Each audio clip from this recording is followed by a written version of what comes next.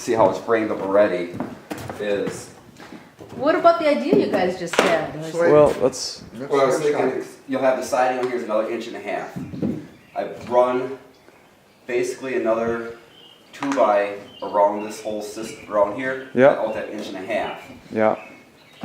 And then I'll have another ones coming up in here, out like this, and then we could screen the whole outside of it. Okay. And then the panels I could build would come and sit right.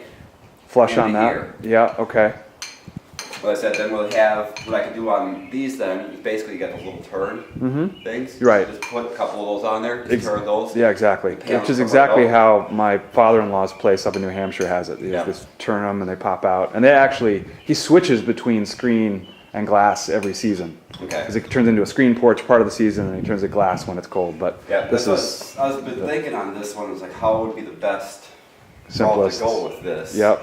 You know, so where it's easy to work with. Yep. And, you know, so it's screen on the outside the whole time. Yep. You know, because I said you don't want to be switching screens and Sure. glass and just, Yeah. I said, you know, then, you know, you'd have, that just runs some trim around the outside to cover up the edges of the screen Right. and everything, that seal Yep. everything up on there.